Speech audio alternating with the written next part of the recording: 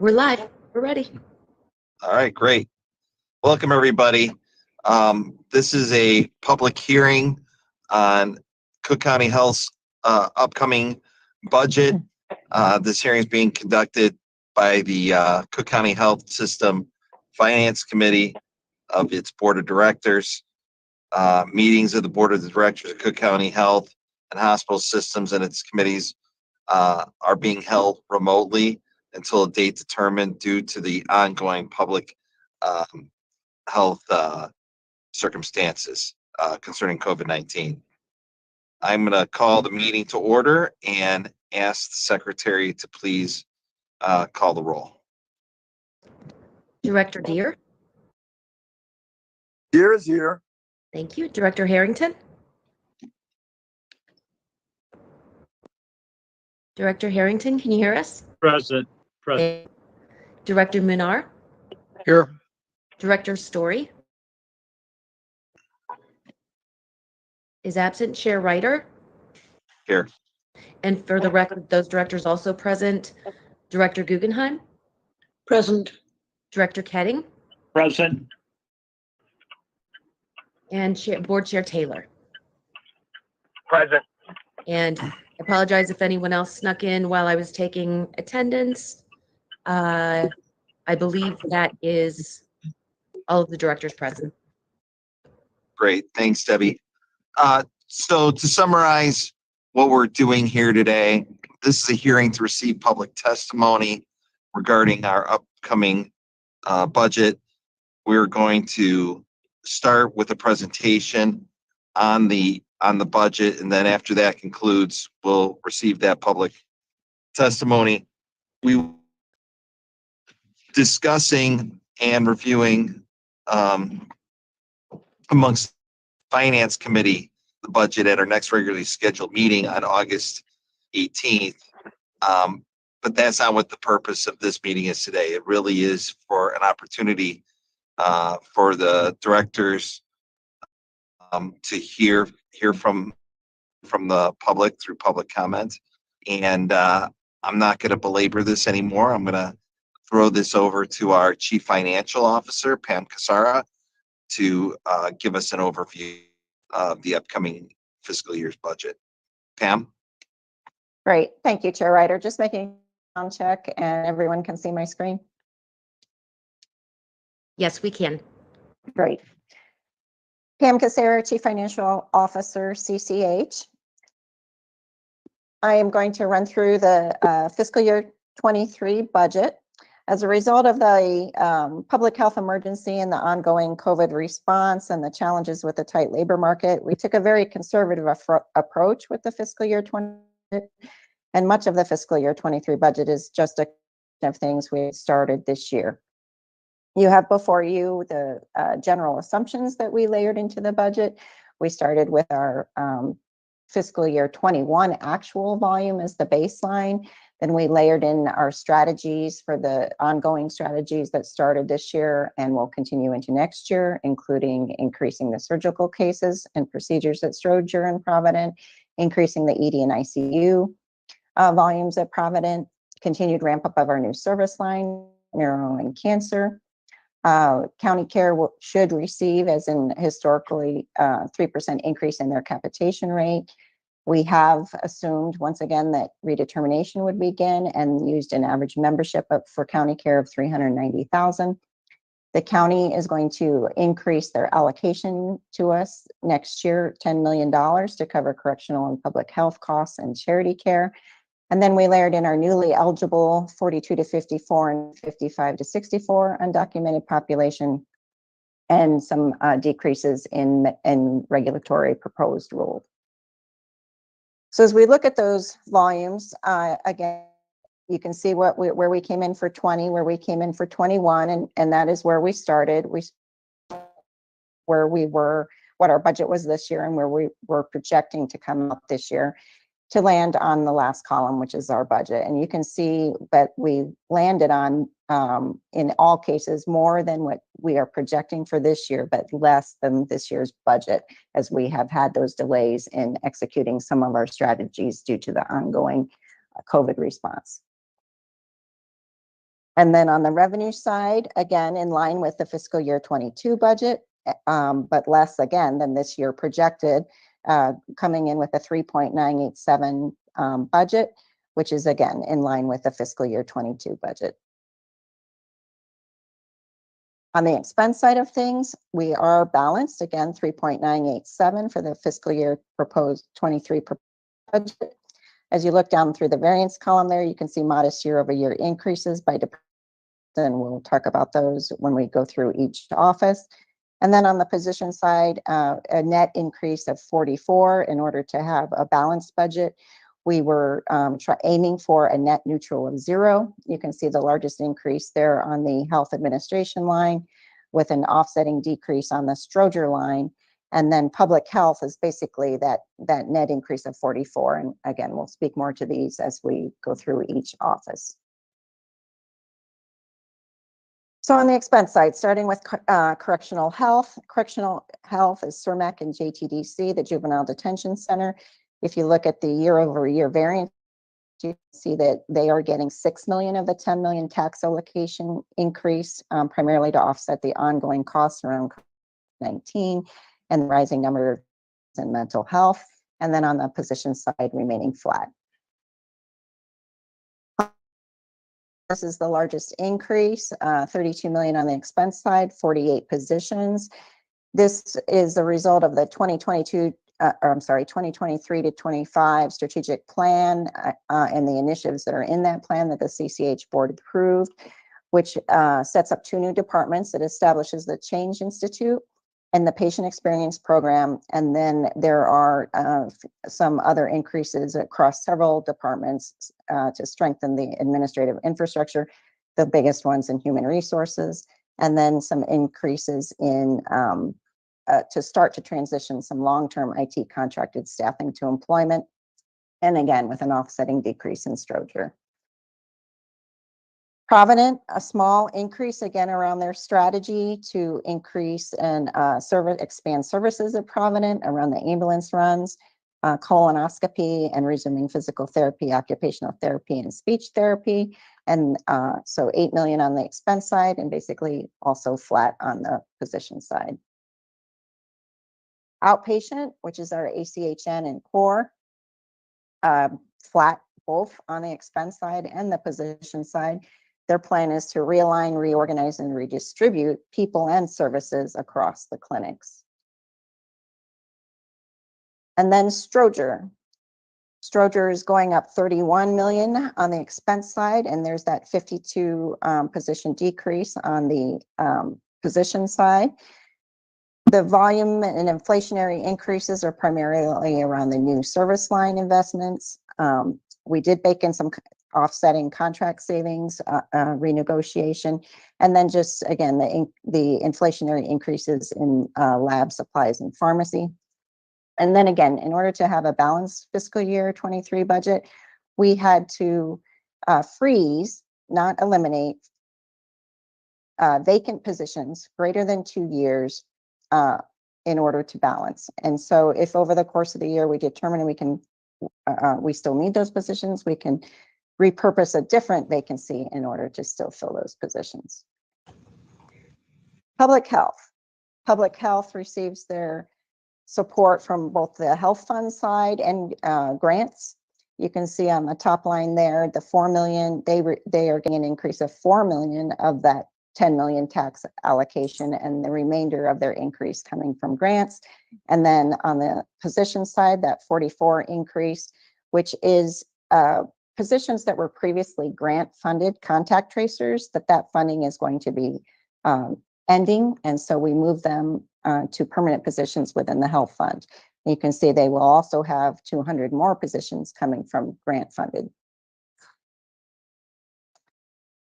Moving on to health plan services, again, basically a repeat of what we thought would happen in 2022. We projected the membership to decline over time due to the determination starting and an auto assignment of 35%. We used an average membership of 390,000 a month. Again, that increase of 3% in their capitation, which is consistent with prior years.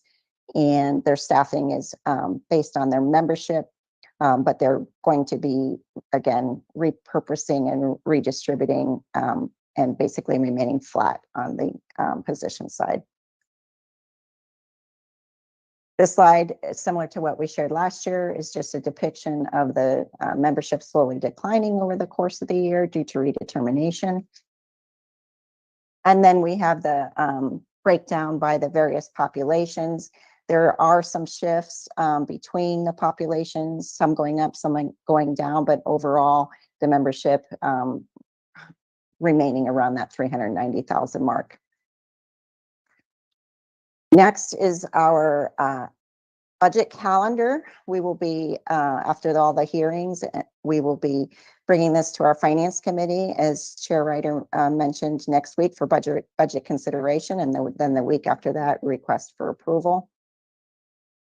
And then we've included our various acronyms, healthcare acronyms, in the presentation as well. And that is the end of my presentation. Thanks, Pam. As you probably saw on the calendar, we had a hearing yesterday morning, received public testimony on the budget yesterday morning as part of that hearing. Now I'd like to move into the most important part of this hearing today, and that is to receive public testimony. Debbie, before I go any farther, though, I should mention how public testimony is being submitted. We will be taking oral testimony from folks, and also, citizens have residents have the ability to submit written testimony as well. We were doing it a little bit different before, but we've now this month have transitioned into taking live oral testimony again. still albeit virtually.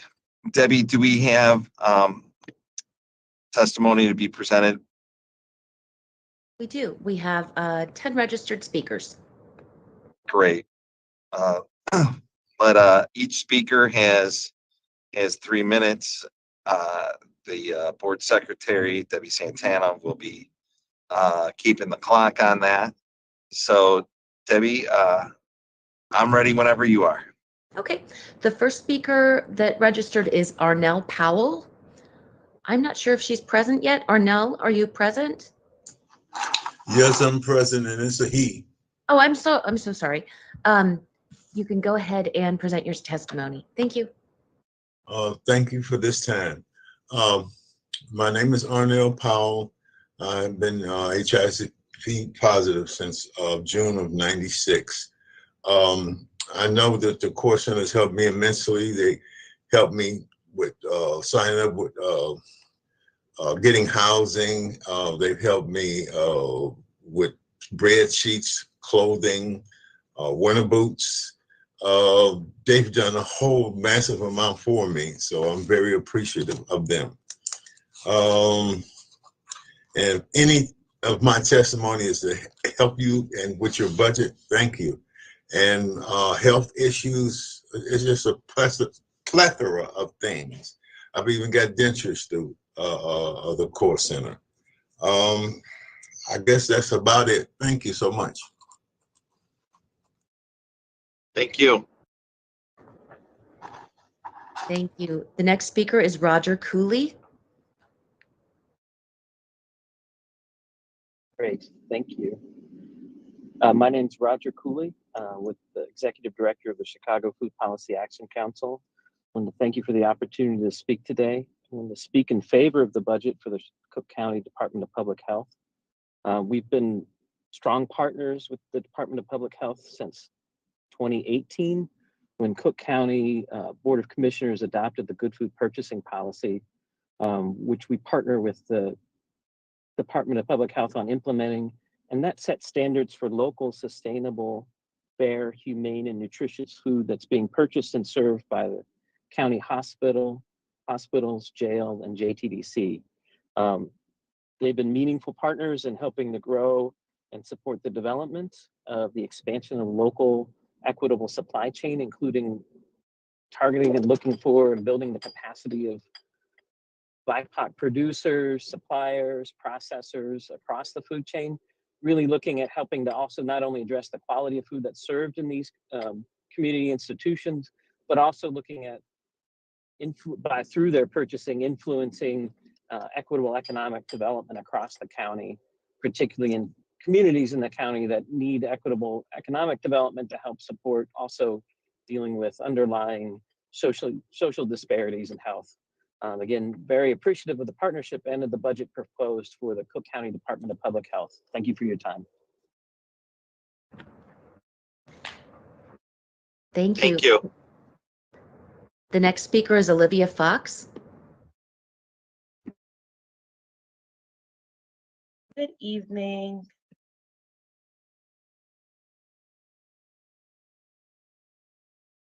My name is Olivia Fox, and I'm here on behalf of Gift of Hope Organ and Tissue Donor Network.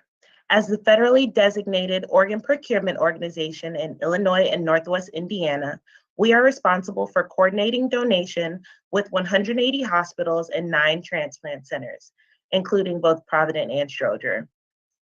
In addition to facilitating the process of donation, we support donor families and provide public and professional education on the topic of organ and tissue donation.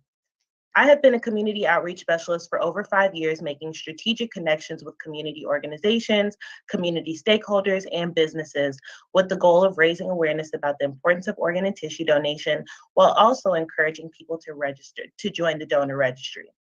Before joining one of the community advisory councils, myself and several of my colleagues were actually invited to present about Gift of Hope and our mission to all of the community advisory councils as a resource.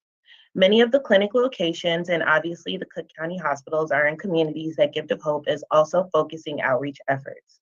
Our organizational goals are aligned, so the community collaboration only makes sense. Since joining the Cottage Grove and Inglewood Community Advisory Councils less than a year ago, we have been able to partner with 5 Cook County health clinics to support fresh food giveaways with reusable grocery bags for the patients that came in, as well as also continuing to be a resource of information for other organizations that are part of the council. We also really appreciate being made aware of the programs and resources offered by Cook County Health, as we are constantly interacting with the public, usually having health or public health related conversations. So those are great tools for us to be able to offer to the community and make them aware of. On behalf of Gift of Hope Organ and Tissue Donor Network, we are absolutely in support of the proposed budget that has been presented this evening and strongly encourage the board to continue to support community efforts and especially the community advisory councils. Thank you. Thank you. And the next speaker is Robert Mapes.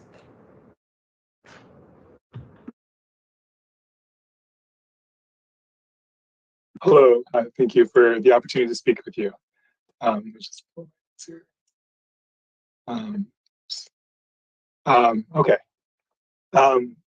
Robert Mapes. I'm the Director of Program and Community Support at Age Options. We are the Area Agency on Aging of suburban Cook County. Our mission is to innovate, partner, and advocate to improve systems and services in order to strengthen communities so people can thrive as they age. More than 23% of individuals living in suburban Cook County are 60 or older. Together with our network of partners, we've served over 297,000 older adults last year, most of them in suburban Cook County. Age Options has had a strong relationship with the Cook County Department of Public Health for more than 10 years. We are extremely thankful for that partnership when COVID-19 hit our community. Unlike the experiences of some of our peers in other service areas, the team at CCDPH was available to answer the questions that we had, to provide guidance, and to engage our expertise related to working with older adults.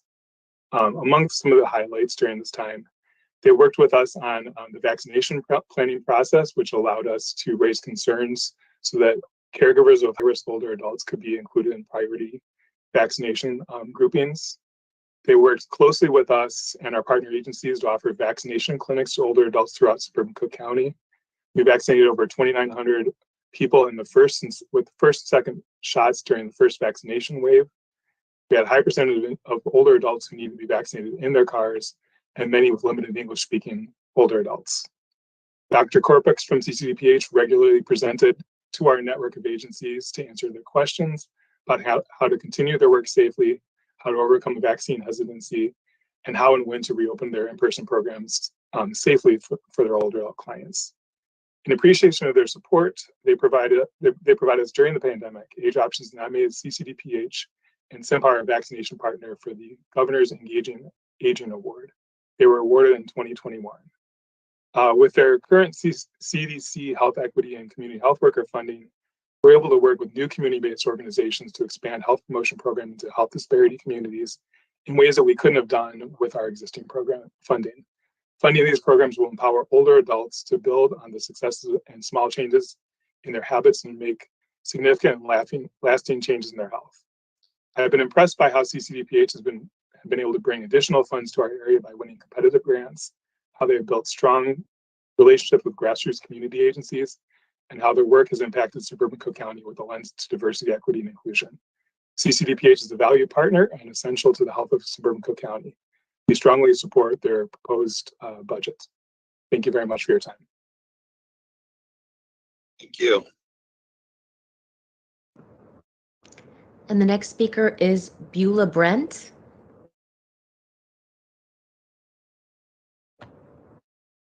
Hello, my name is Beulah Brandt, and I'm with Sisters Working It Out. Our mission has been to serve as a catalyst focus in the elimination of breast cancer disparity in the Chicagoland. It's an honor to be here tonight, to be able to talk about our relationship with Cook County over the last 3 years.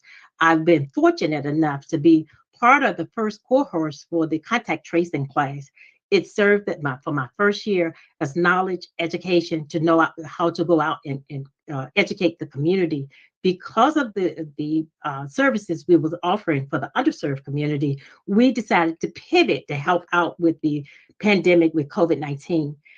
been a part of the CBO community, which has been nothing but a blessing. The team that we've been working with in the Southland communities has been awesome to work with, and the direction that they have given us to serve our community has been none less than professional. One of the things I would just like to say about the peoples in the Southland, I got a quote from a patient who said, "I am so happy to see that you guys are here, not only just to give us COVID vaccine, but you're here to give us more." So we partnered with the other CBOs to provide food that was with grant money that was received from other vendors. So to be able to partner to offer food, coats, hats, and give out hot tea had made this our experience to serve the Southland absolutely amazing. So our experience has been nothing but heart touching. So we fully support the budget that has been presented tonight. So thank you all for the opportunity to tell you about the experience we've had in the Southland.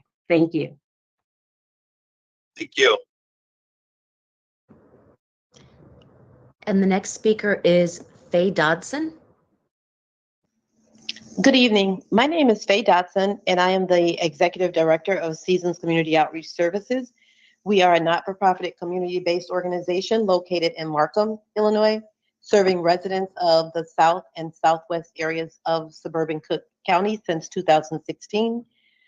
Seasons received a COVID-19 award to provide outreach and education services in our community, as well as community assistance, scheduling and transportation, local vaccination event partnerships.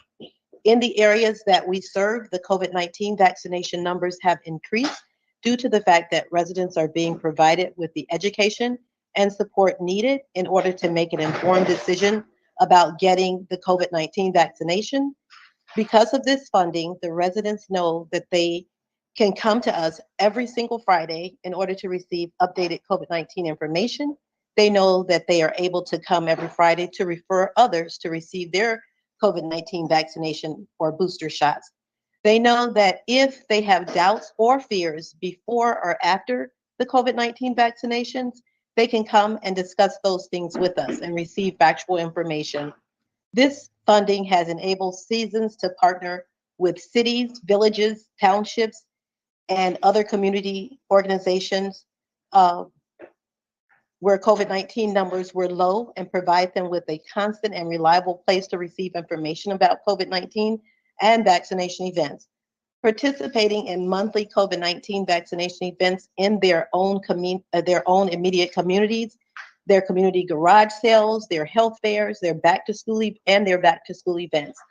It has enabled Seasons to meet people where they are, from every walk of life, our children, our teens, our young adults, seniors, and our veterans. From one-on-one conversation to town hall type meetings, texting, emailing, Twitter, Instagram, and Facebook.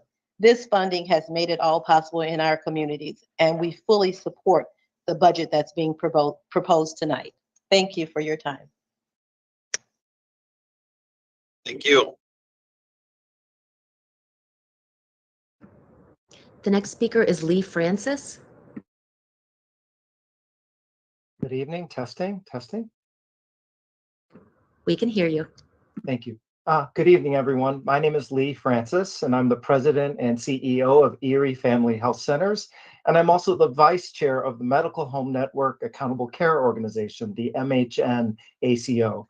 I'm a practicing physician seeing county care patients at Erie, and I'm proud to say I did my medical residency at Cook County Hospital, and that was before air conditioning. I'm here today in support of the county care health plan and the budget.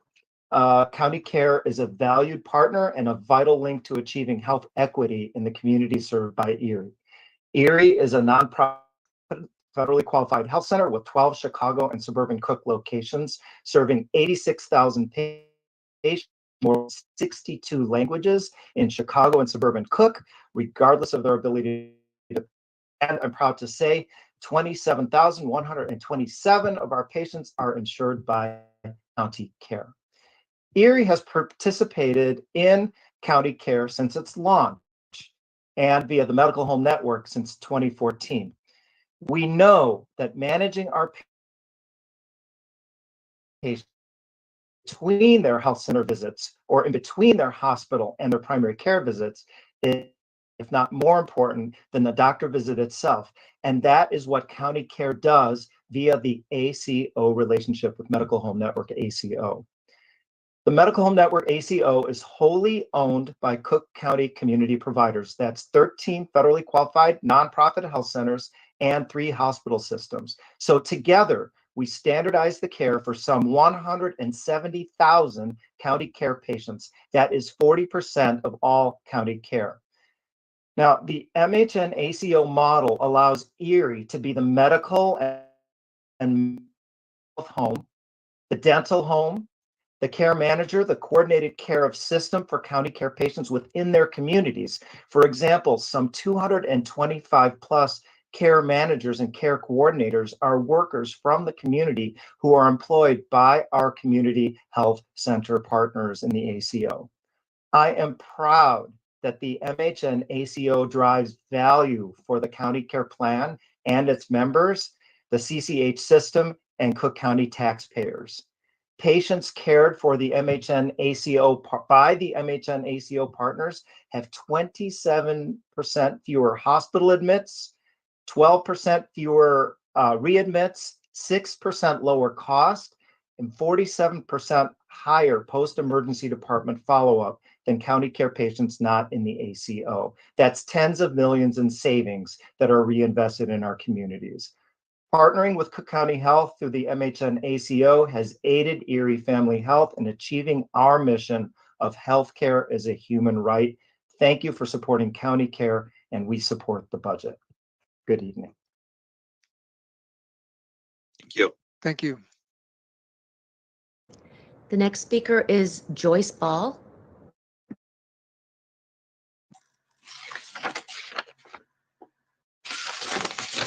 Good evening. My name is Joyce Ball. I am a registered nurse at Providence Hospital of Cook County. As many of you know, Providence Hospital has plans to commence ambulance services on August 31st, 2022. Registered nurses are in support of expanding services for the community that Providence serves.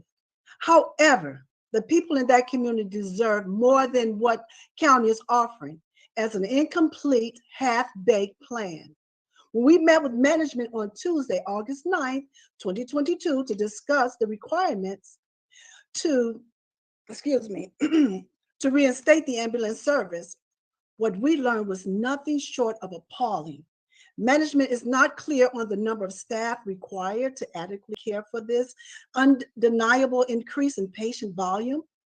In the meeting, it was evident that management was not aware of the current number of vacancies per department. They had no plan. This budget only proposed an increase of FTE, full-time equivalent employees at Providence. If Cook County Health Management does not have a comprehensive plan around the staffing of this service, or even a vague understanding of the requirements, then they cannot in good faith present recommendations regarding FY 2023 staffing positions at Providence.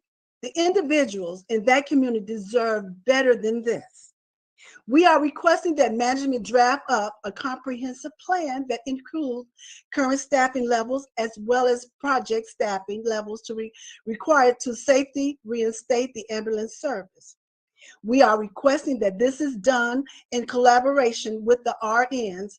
And finally, without any idea in how this will impact the community and without any understanding of how prepared the hospital is. Cook County Health is not in any position to commence this ambulance service on August 31st, 2022. We need to postpone until a comprehensive plan is in place that adequately address the requirements of this service.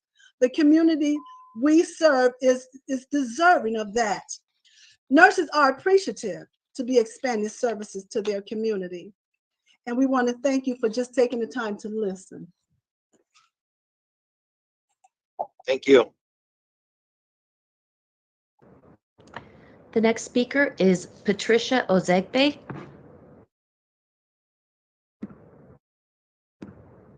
Patricia, are you present?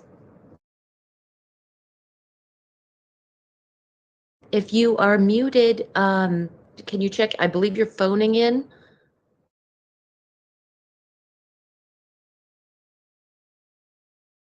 Okay, I will move to the next one and I'll circle back.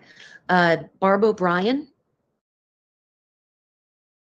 Good evening, members of the Finance Committee. My name is Barb OBrien. I'm a resident of Cook County, and I'm also a registered nurse who works within the Integrated Care affiliate of the Cook County Health and Hospital System. It is important to note that the Integrated Care affiliate includes our managed care organization, County Care, which is a substantial source of revenue for the healthcare system. For fiscal year 2022, the proposed revenue from County Care alone was $2.6 billion, which is more than double the amount of revenue from all other sources combined.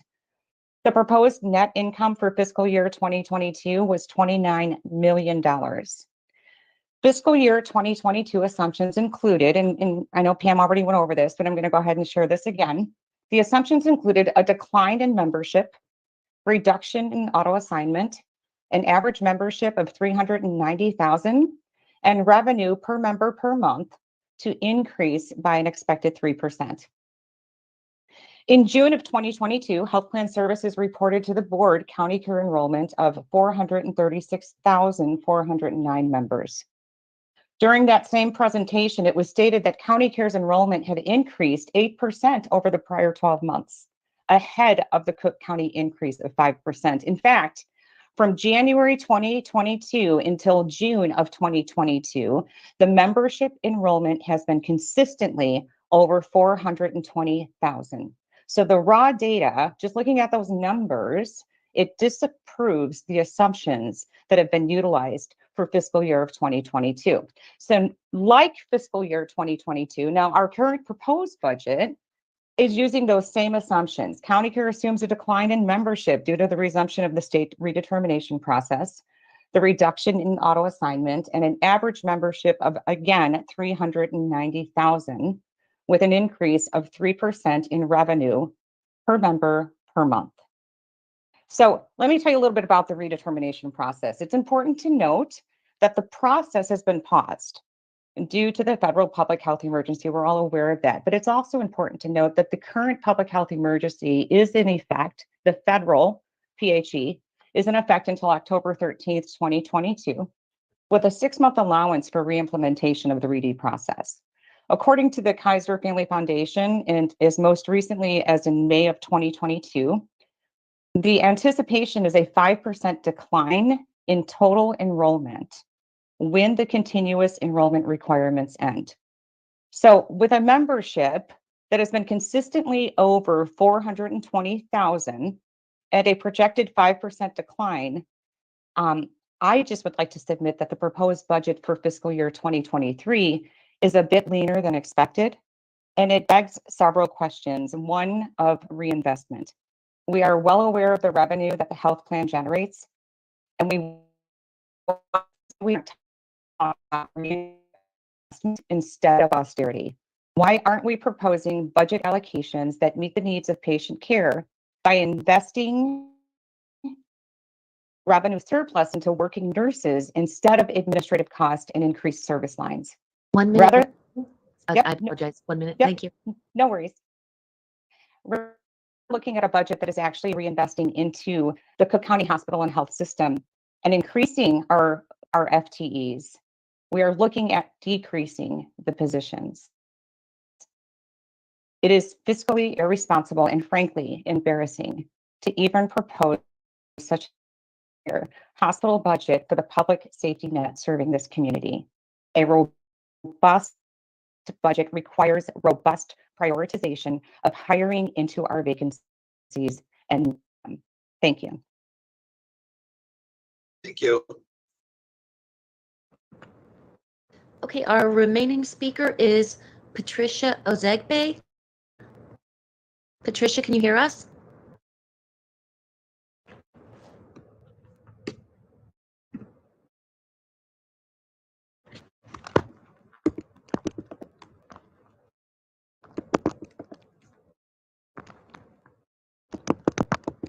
Were you able to connect with her, Debbie?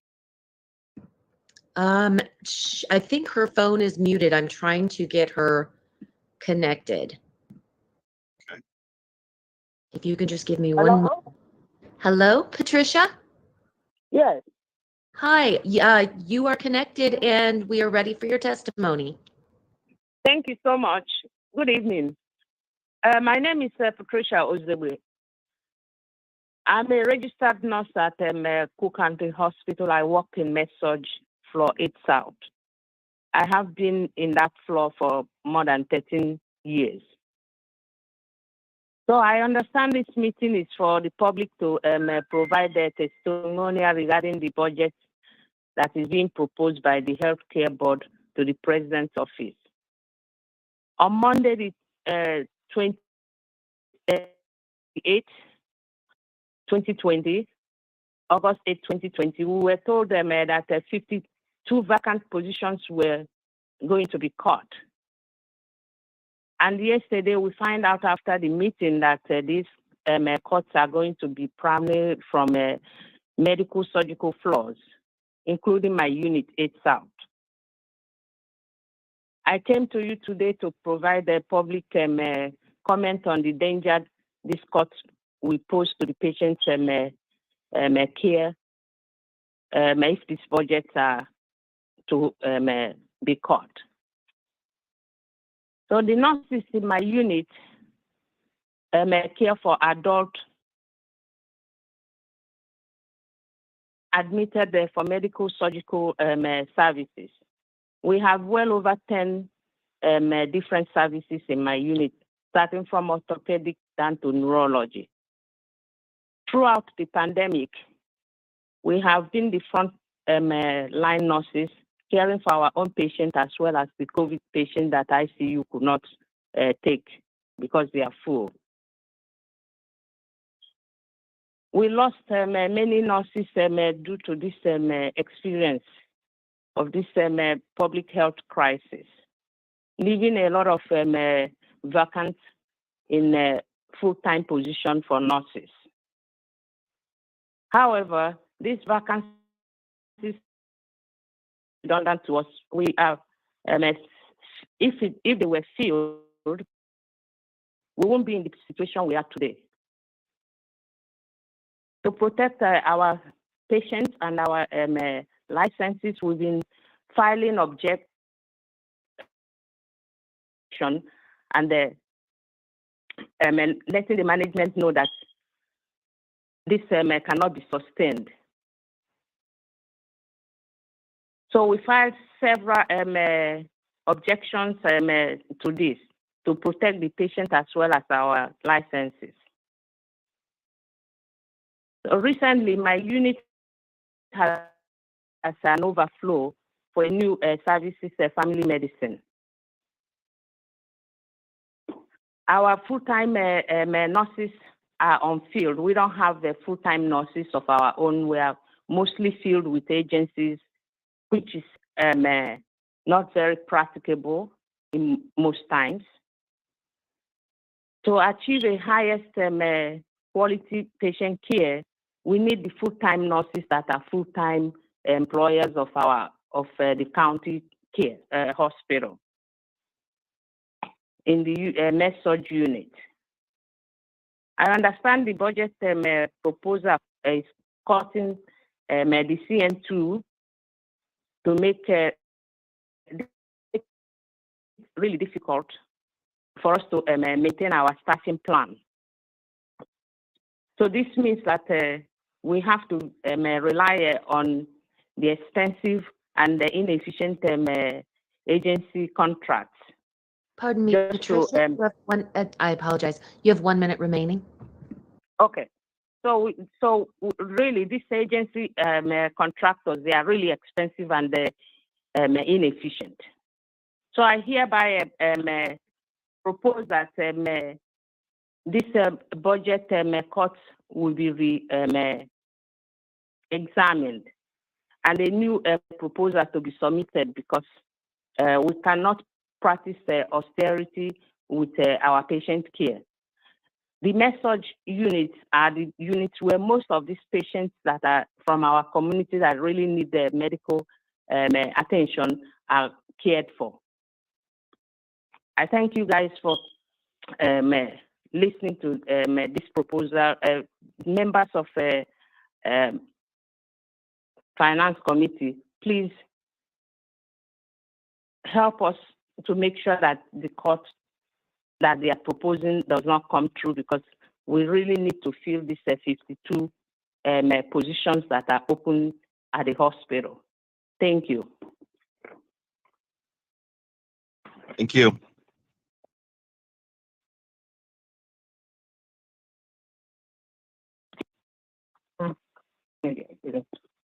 And Chair Taylor, we any other registered speakers?